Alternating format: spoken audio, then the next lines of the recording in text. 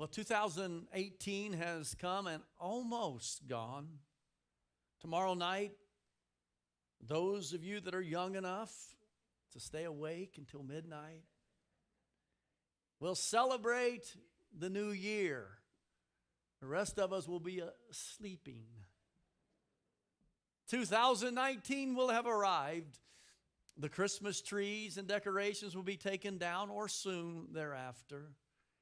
For those who were fortunate enough to be on vacation, I hate to tell you this, but it's almost over. You'll go back to work. The children and college students will go back to school. Friends and family that we love and hold so dear will go back home as we anticipate the coming year, getting back to our routine, right? Hopefully with a few changes in our lives. How many of you could use a little change here and there, right? Around, just kind of got some rough edges there, right? Among the customs we observe this time of year is the making of New Year resolutions. It's a time when gym memberships go up and cigarette sales go down. That's a good thing. Unfortunately, despite all of our best intentions, 80% of us will not make it through February with our resolutions intact. The yearly top resolution surveys are out. I say always, but I look at them, and it's interesting that they're usually close every year at about the same thing. Topping the list this year at 38% of us is exercise and exercising more and losing weight. 37% want to save money. 24% want to travel. 12% want to get a new job or a new hobby. 11% want to make new friends, and 7% of you want to find love.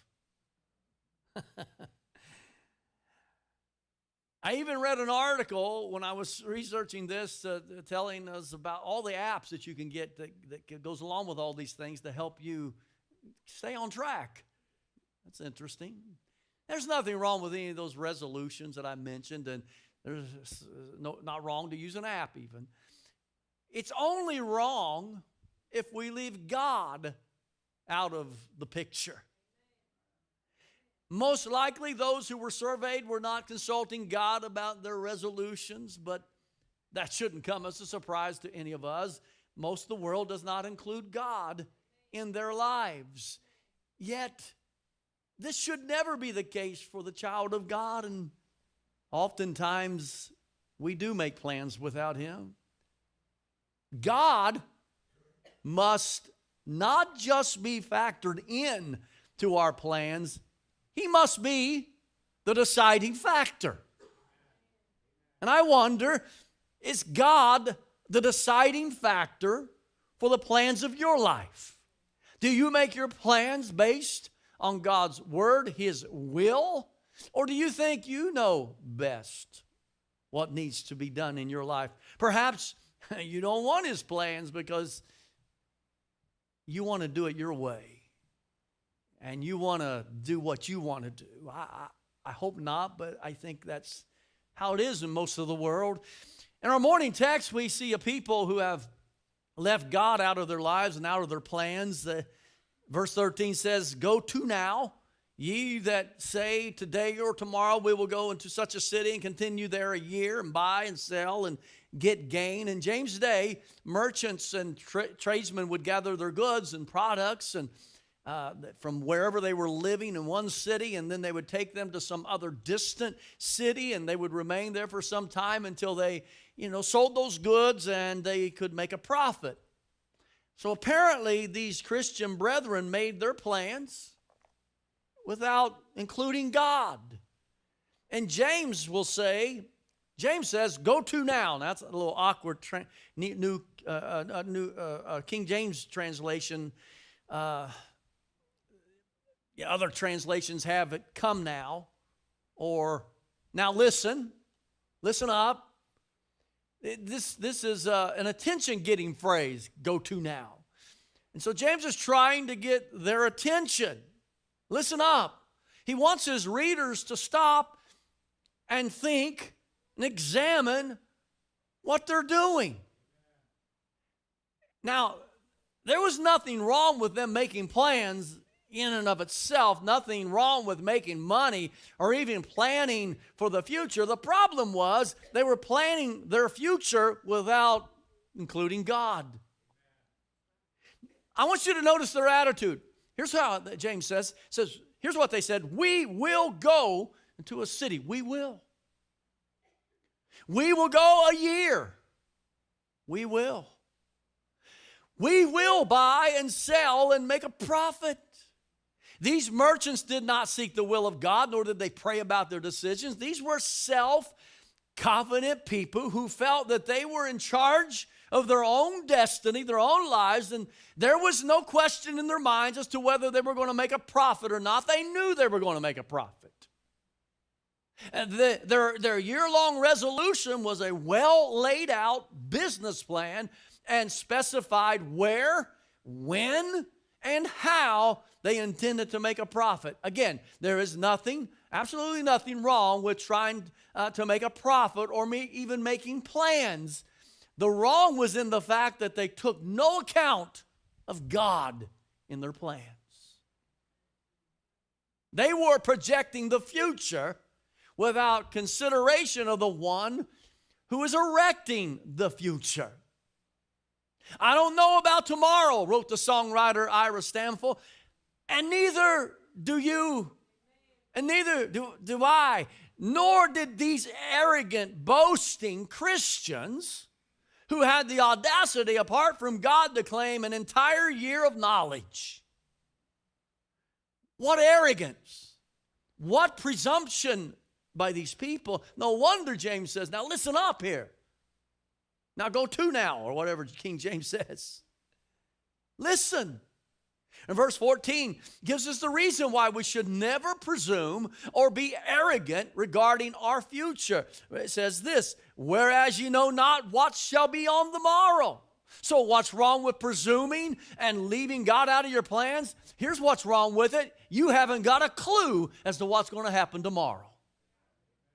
Proverbs 27 verse 11 says, boast not thyself of tomorrow, for thou knowest not what a day may bring forth. There is an uncertainty about life. We simply do not know what lies ahead. We don't know what we may face before this day is gone. We don't know what the stock market's going to do tomorrow. And we don't know what our health will be a month from now. We don't know what a terrorist might do this year, and on and on and on we could go. We simply do not know, and this lack of knowledge should cause us to always look to the one who does know.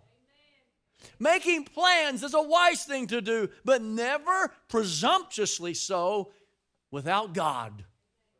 And you say amen. These businessmen in our morning text were making plans for a whole year.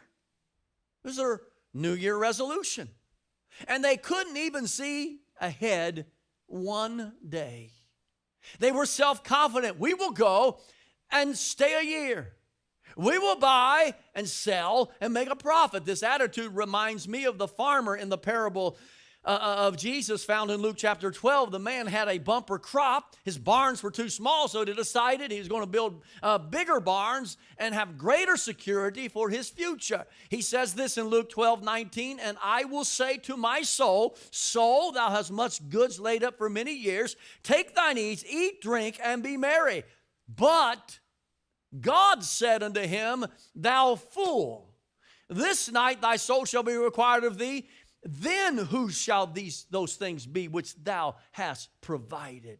The point is, it is foolish to make plans without God because life is too uncertain. We have no guarantee of tomorrow or what a day may bring forth. It is foolhardy to make plans excluding God.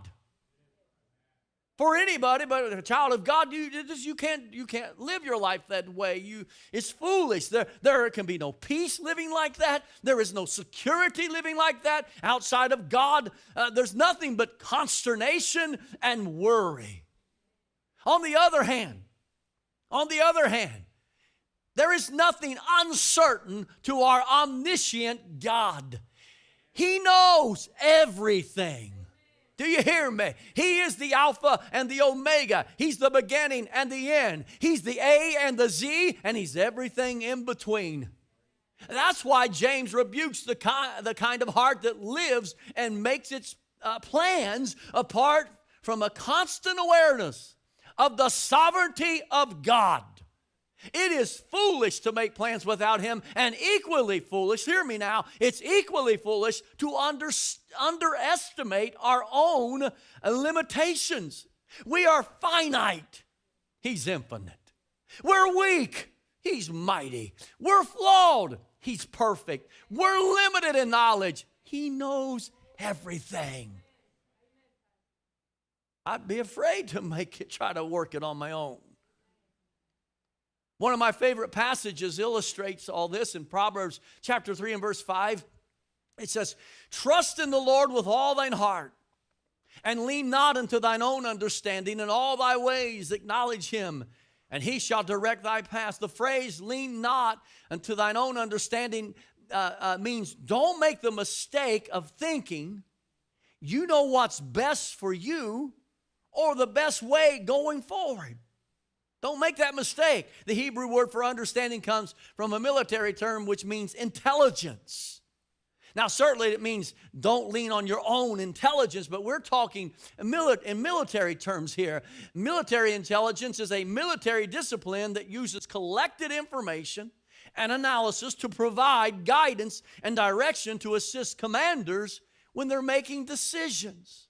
In those days, soldiers would climb to the top of a mountain as high as they could get up to get a view of the enemy in order that they could come up with the right kind of strategy, the right plan.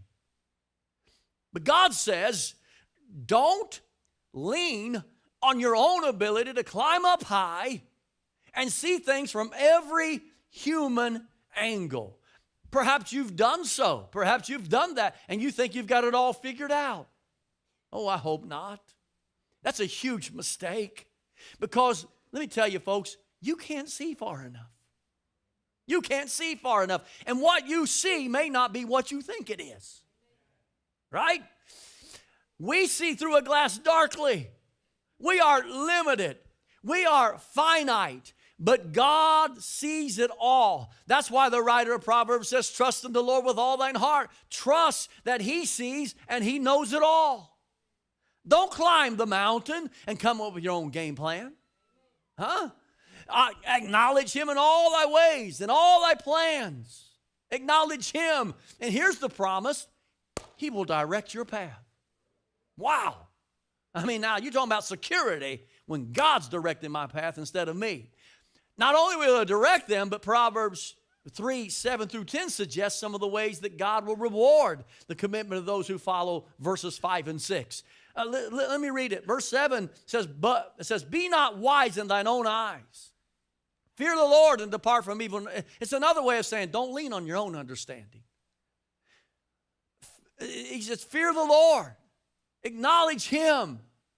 It's evil. It's the height of insanity to think you're wise enough to direct your own life. It's insane. Here's what happens when we acknowledge God. We look at the context, reading on down. Verse 8, it shall be health to thy navel and marrow to thy bones. Honor the Lord with thy substance and with the first fruits of all thine increase. So shall thy barns be filled with plenty, and thy presses shall burst out with new wine. In other words, if you make God the main thing in your plans and in your life, you will be blessed. He will take care of you.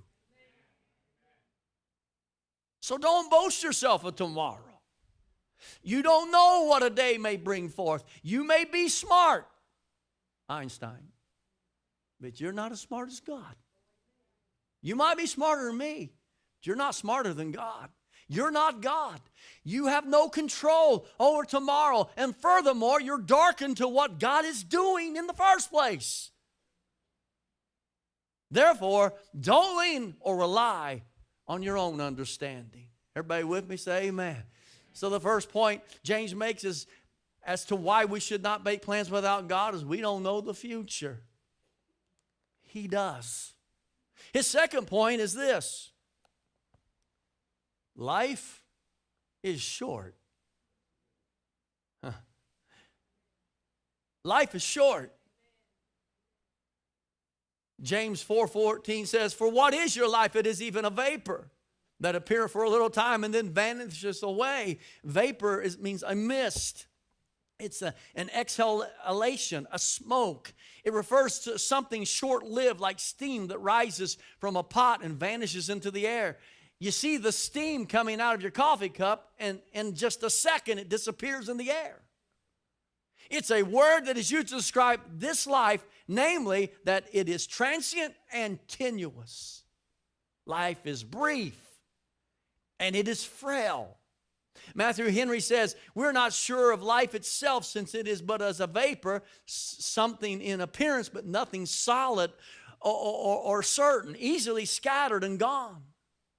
We can fix the hour and the minute of the sun's rising and setting tomorrow, but we cannot fix the certain time of a vapor's being scattered. Such is our life. It appears but for a little time and then vanishes away. It vanishes as to this world, but there is a life that will continue in the other world. And since this life is so uncertain, it concerns us all to prepare and lay up in store for that to come." Our life is indeed brief. Even if we live to be 100 years old, what is that compared to eternity?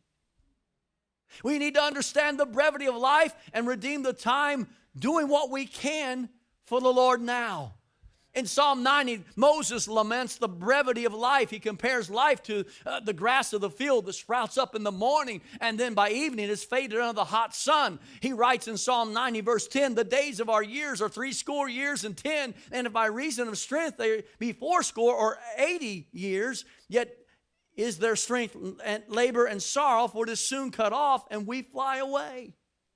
This causes Moses to go on in verse 12, and he prays this way. He says, "So teach us to number our days, that we may apply our hearts unto wisdom." Number our days, he says. We need wisdom. Moses is saying, we count our years each birthday, right? I'm 20, or I'm 30 years old, or I'm 40, whatever. Listen, the Bible tells us to number our days. If you're 50 years old today, you've lived 18,250 days, and you have only 7,300 days till you're allotted 70. If you're 60, you've lived 21,900 days and only have 3,650 days left till your allotted time. Some of you have been blessed to live beyond the allotment. And here's the point. We need wisdom to know how to live out whatever amount of days we do have left. We need wisdom to live our life out in view of eternity. We need wisdom. There's a way we ought to live our lives, and I'm going to tell you, it's in the will of God. We don't want to live our lives just for the pleasures and treasures of the world. Jesus said, "What would it profit a man if he gained the whole world and would lose his own soul?" Translation is this: it's not wise to live for riches and pleasures of this world. You can't take them with you. We must live this brief life in view of the next one. Nobel Prize winning George Bernard Shaw astutely observed, he said, "The statistics on death are quite impressive. 1 out of 1 people die." And you would think that because death is not just probable, but it is an absolute certainty that it could happen at any moment. We don't know. We have no guarantees. It could happen any minute. That you would think that every person knowing they're going to have to stand before God in the judgment, every person would be desperate to know how to get right with God and to live according to His will. I mean, since He's my judge and I only have a brief time here, you would think that we'd want to do what the Scripture says and acknowledge Him in all of our ways. But strangely, people put it out of their mind. And they go on with life as if though they will live forever, and that it doesn't really matter, and being in God's will doesn't really make any difference in our life, and we really don't need to do that. But let me just say this: not to be ready for something that is 100% certain is really foolish. So James is reminding us life it's like a vapor. It's brief. It doesn't last long. And because it is a vapor, and because we don't know what the morrow may hold, James admonishes his readers. He says in verse 15, for that ye ought to say, if the Lord will, we shall live and do this or that. Instead of what his readers did say, here's what they did say. They said, we will go to such a city. Instead of doing that, James says, you ought rather to recognize your absolute dependence upon God and feel that your life is subject to his will. If the Lord will is the proper approach. If the Lord will, we shall live. If the Lord will, we shall do this or that. In a nutshell, this means you and I are not sovereign. The only one that is sovereign is God. He's the only one. The problem was not that these businessmen were making plans for the future, nor was it a problem that they were capitalists engaging in business to make a profit. I mean, planning is commended in Scripture.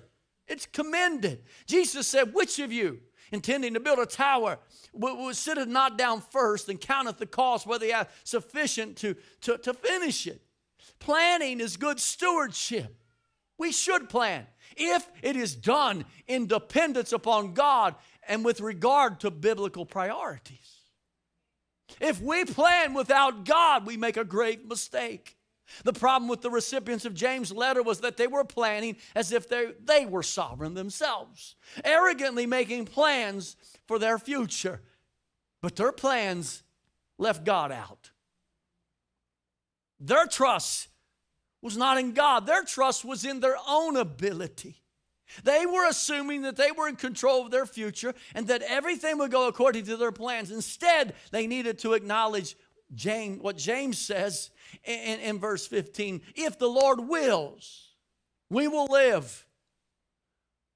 If the Lord wills, we'll do this or we'll do that. The mindset, this kind of mindset needs to permeate our very Christian living, our life. We need to be continually aware of our finiteness and our dependence on God and his sovereign purpose in every aspect of life. We should say if the Lord wills. But even when I don't say it, and even when you don't say it, the child of God ought to be thinking, if the Lord wills, I'll do this or I'll do that. If the Lord wills. So James has pointed out two awesome truths. God is sovereign and life is brief. Now he will point out a third truth. You ready for this one? Thank you, Pastor Schwartz. Pride is the great sin that plagues us all. Pride. Look what he says in verse 16. But now ye rejoice in your boastings. All such rejoicing, he goes on to say, is evil. Boasting is translated as arrogance in several translations. It's what it really means, arrogance. But now, instead of living in dependence on God, instead of seeking his will, James says, you all are rejoicing in your arrogance. Think of that.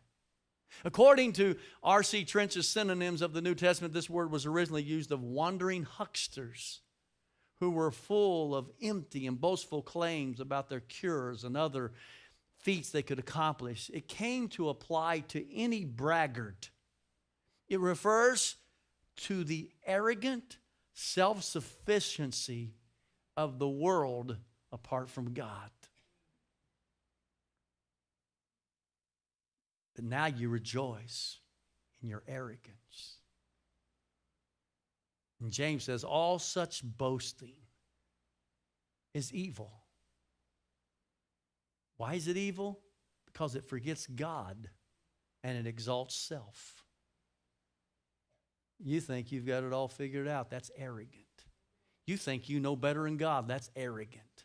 And it's evil, James says. You see this attitude in the powerful Babylonian king Nebuchadnezzar. While walking on the roof of his royal palace, he said in Daniel chapter 4, verse 30, is not this great Babylon that I have built? I have built for the house of the kingdom by the might of my power and for the honor of my majesty. Pretty arrogant, isn't it? In verse 31, the braggart would be humbled. It says, while the word was in the king's mouth, there fell a voice from heaven saying, O King Nebuchadnezzar, to thee it is spoken. The kingdom is departed from thee, and they shall drive thee from men, and thy dwelling shall be with the beasts of the field. They shall make thee to eat grass as oxen, and 7 times shall pass over thee, until thou know that the Most High ruleth in the kingdom of men, and giveth it to whomsoever he will. Translation is this: Nebuchadnezzar, you're not God. God's saying, I'm in charge. Napoleon Bonaparte was a military genius, but his pride led to his downfall. He was about to invade Russia when a friend tried to dissuade him. When it became apparent that Napoleon would not be budged, the friend shared the familiar proverb when he said, man proposes, God disposes. And Napoleon angrily snapped back and says, I dispose as well as propose. What arrogance. A Christian, upon hearing this remark, said, I set that down as the turning point of Bonaparte's fortunes. God would not suffer a creature with impunity to usurp his prerogative. And sure enough, Napoleon's invasion of Russia was the beginning of his downfall. Now, it's not likely that James' readers who were professing Christian were as crass as Nebuchadnezzar or Napoleon in proclaiming their own greatness. It's probably not. Nor would you and I be so arrogant. I mean, I don't think. But it is possible for us as Christians to think, well, I've decided to do this, and nothing's going to stop me. Or, I have succeeded because of my own hard work and my brains, my smart business sense. That's why I've succeeded. It's possible for us to have that attitude. We can disdain others, perhaps that don't have as much, thinking if they would only work as hard as I, they could succeed. But we're forgetting what Paul said to the proud Christians in Corinth when he said these words in 1 Corinthians 4:7, for who maketh thee to differ from another? And what hast thou that thou didst not receive? Now if thou didst receive it, why dost thou glory as if thou hadst not received it? Everything we have comes from God by His grace. And we fall into evil pride when we do not, or we forget that everything we have comes from God. If you're smart, that came from God. If you're healthy, you're blessed by God. Do you hear me? We need to always keep that in mind. So how then should we live in view of the fact that God is sovereign? Life is like a vapor and we're so prone to pride. Well, verse 17 says, therefore to him that knoweth to do good and doeth it not, to him it is sin. Now at first glance, it might seem like verse 17 is maybe perhaps disjointed from the preceding verses, the context. But of course it's not. James has been urging his readers why they must take the Lord into consideration when planning for their future. And now they have no excuse in the matter. To know to do good and failing to do it, James says, that's sin. To know that God is sovereign and we're not. And to arrogantly, presumptuously go about planning our lives instead of saying, if God will. That's sin.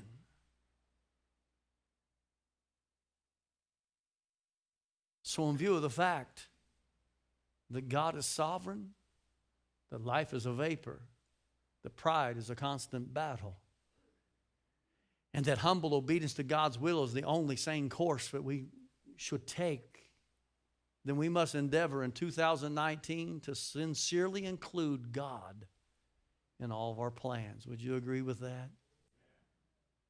If the Lord will, we shall live. If the Lord will, we'll do this or we'll do that. Is that your attitude? If the Lord will? Or do you climb the mountain and use your own intelligence? Do you presume to know what only God can know? Well, let me tell you, my friend, that's a dangerous way to live. A dangerous way to live. As for me, by God's help, His grace, my resolution this year is, if the Lord wills, I will do this, or I'll do that. If the Lord wills, I'll go there. If the Lord wills, I'll take that job. If the Lord wills, I'll invest that money. If the Lord wills. How about you?